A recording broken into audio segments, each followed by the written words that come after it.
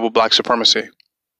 And with this particular video, I want to talk about how Ssra, Suten, Seti, and young Pharoah are weapons of mass distraction. And I'll even say weaponized for mass distraction.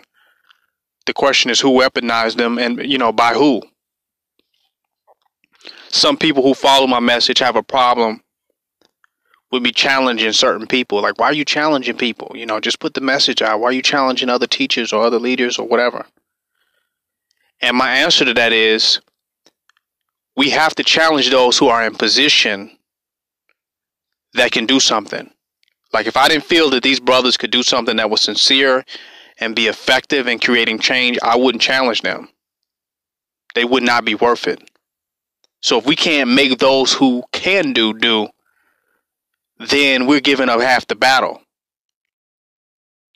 The least we could do is inspire those who are in somewhat of a position to do what needs to be done as it relates to black people.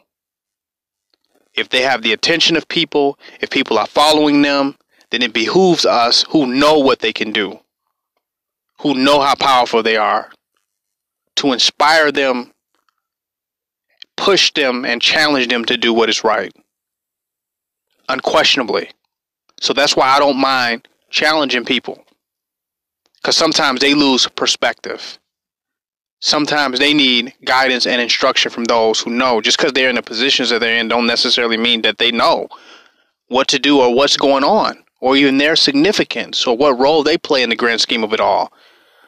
Sometimes people just got in front of the camera at the right time, said the right things in front of the right people, and their careers just kind of took off. But they've never been hit with no accountability or no responsibility, or never really conceptualize their true worth outside of their egotistical assessment of who they are and how great they are. So sometimes it takes somebody from the outside, somebody coming from another direction, coming from somewhere else, to even awaken those of us who are considered leaders and teachers to what is important and what could be impactful, what is relevant. So that's why I have no problem challenging these brothers. Now, by no means am I trying to be disrespectful or condescending or to insult them. That's not what I'm doing. But I'm challenging them to do what is right. And right now what they're doing is they are a weapon of mass distraction. And they are wasting their platforms, their time, and their energy, and ultimately making themselves more insignificant and more irrelevant as it relates to the overall condition of black people. Even though they got a lot of followers, a lot of people listening to them, it's to no avail with the direction that they are moving in. Hopefully someone can wake them up and show them what time it is and what needs to be done and what the real focus is. Some people say, well, you don't have a lot of followers, a lot of people are not listening to you, you don't have a lot of subscribers. But see, that's the thing, the mosquito. I use the mosquito as an example. It's a very, very small insect that bigger people or bigger mammals would want to just kind of dismiss, because hey, that's just a little mosquito. That's not huge. But the little mosquito can be very dangerous. Even a mosquito can bring down a big mammal. If that mosquito got malaria or West Nile virus, it could take down a huge mammal. So don't dismiss the mosquito. And many of us who do not have lots of followers and lots of subscribers, and we're just following or just looking from the sidelines, we're still a mosquito. We're still very relevant and very significant in what it takes to bring down Babylon, to bring down the illusion. If we recognize our value and use it to inspire right direction and change and justice and unity and etc. So I feel like the mosquito that can still get your attention. I still can get your attention, and that's what matters. And to impact the right person and the right people at the right time. That's so valuable. But in this video, I just want to talk about how young Pharoah and Ssra, Suten, Seti are weapons of mass distraction. Recently, Ssra, Suten, Seti has waged intellectual jihad on the Moorish Science Temple of America. Now, we know jihad means war, so he's using Islamic terminology. It's Arabic for warfare. So he's going to wage Arabic warfare on the Moorish Science Temple of America. He's waging a type of war that Arabs and Muslims wage. This is what he's going to wage on the Moorish Science Temple of America.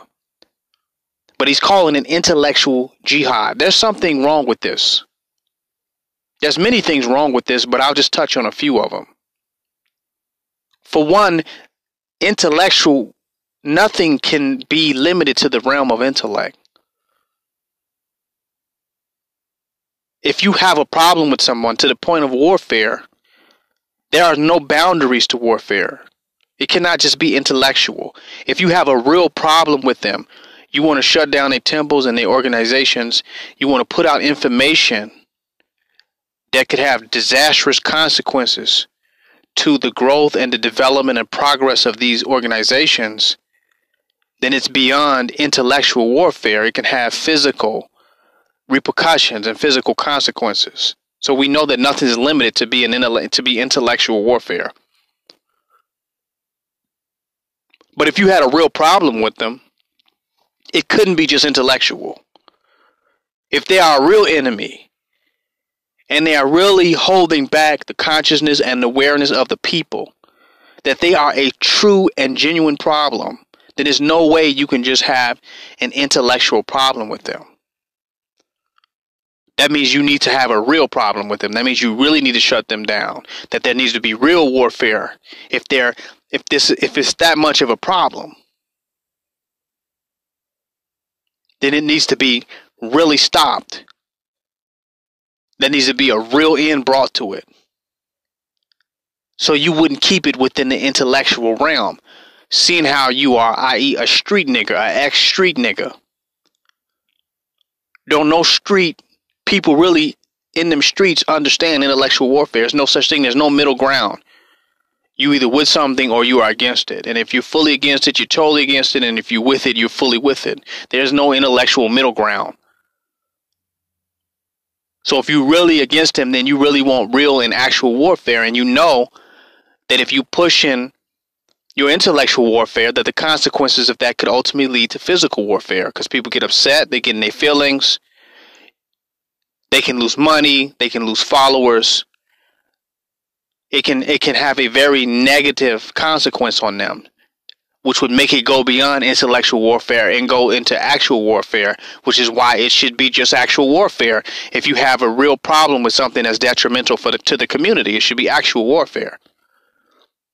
But if you had actual warfare, then you wouldn't be doing lectures about them. You wouldn't be doing lectures talking at them. You wouldn't be talking to them to lectures. Nor would you just be debating them. And you damn near want to debate an actual Moor again face to face. You damn near want to confront actual Moors with the problems that you have or with your different opinions and perspectives. You really don't want to confront no Moors. But if you had real warfare with them, you wouldn't just do debates or lectures or live streams. You would go to the Moorish Science Temple and you would see these brothers face to face. You would take the BPC, the Black Power Cartel, or the Global African Supremacy Squad, gassed up, and you would go see these Moors. You would go to the Moorish Science Temple and you would deal with them. You would go to the next Moorish convention and you would deal with them because you riding like that, you real like that, you tough like that, you really built like that, you really banging like that. So you would go see the Moors. Not scared, not afraid, but just on some real shit. Like, let me holler at you. This is what it is. But you won't do that. You won't go see them and you'll just be sitting on the sideline talking about some intellectual warfare. That's some weak ass shit, man. That's some gay nerd ass shit. Intellectual warfare? What are you talking about? You're mixing things that don't even mix. That sounds like propaganda. Intellectual warfare sounds like you are distributing propaganda. You're disseminating propaganda in order to destroy something. But no one says, this is just intellectual warfare. This is just propaganda, because then that exposes the propaganda itself. Because then people look at it and say, well, this is just propaganda. So no one who's using propaganda as far as intellectual warfare is ever going to tell the people that they propagandizing it to. So when you say intellectual warfare, you meaning actual intellectual warfare. You meaning some weak ass shit. I mean, I'm not going to deal with you man to man. I don't want no real warfare with you. I don't want that beef for real. It's just intellectual. But if you fuck up my money and my temples and my followers, is it you expect me to keep it intellectual? You taking shots at me? You expect it to stay intellectual? Can warfare be limited to intellect? You don't want to see them. You really don't. But you're agitating, you're instigating, and you're bringing them to you, though. You're attracting them to you, where they going to bring that beef to you. And I don't know if young Pharoah is a vegan or not, but they will bring the beef to you if you continue with this. You don't want no real warfare.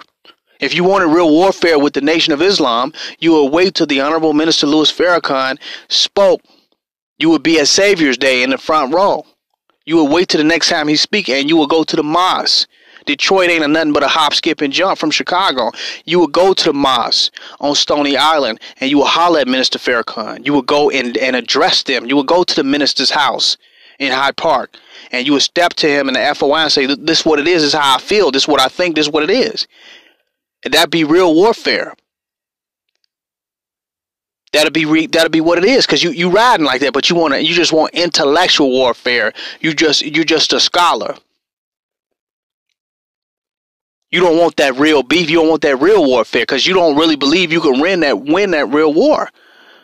Your soldiers ain't organized like you're not militant like that. You ain't got numbers like that to win real warfare. So you have to take shots and make it intellectual warfare and hide behind the police department and hide behind white supremacy.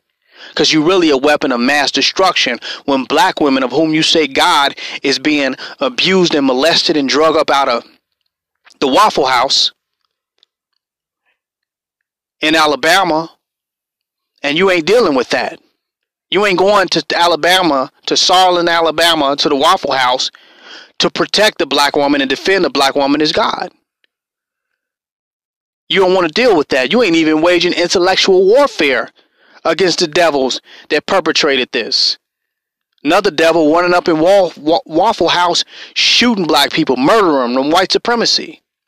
White supremacists going up in the Waffle House butt naked, killing people. Police brutality. Some Atlanta football player just dehumanized by the police department. Several unarmed black people getting murdered and shot up and killed.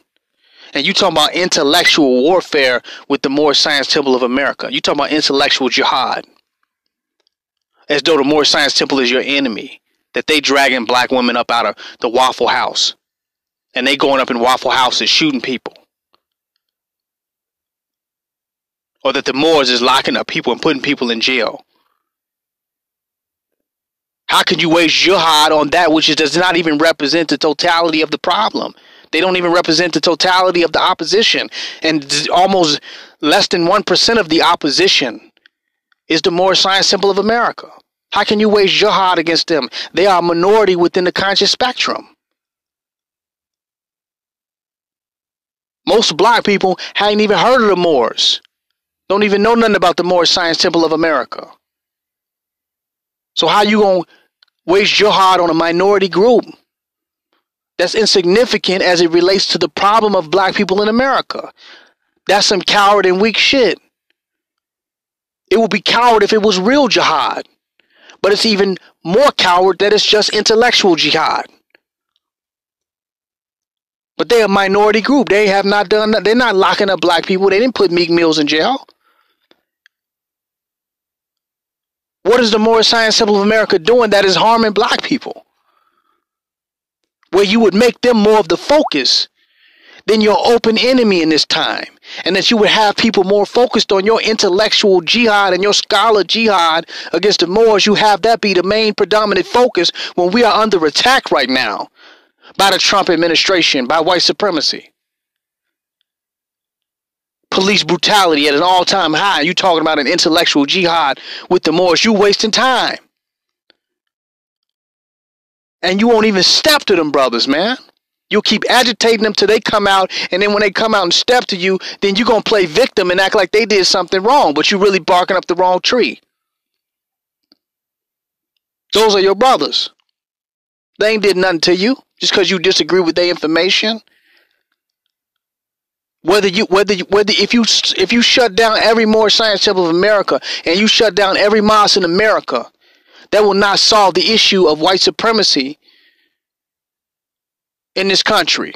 That will not solve the issue of the prison industrial complex, police brutality, unarmed shooting of black men, racism and discrimination.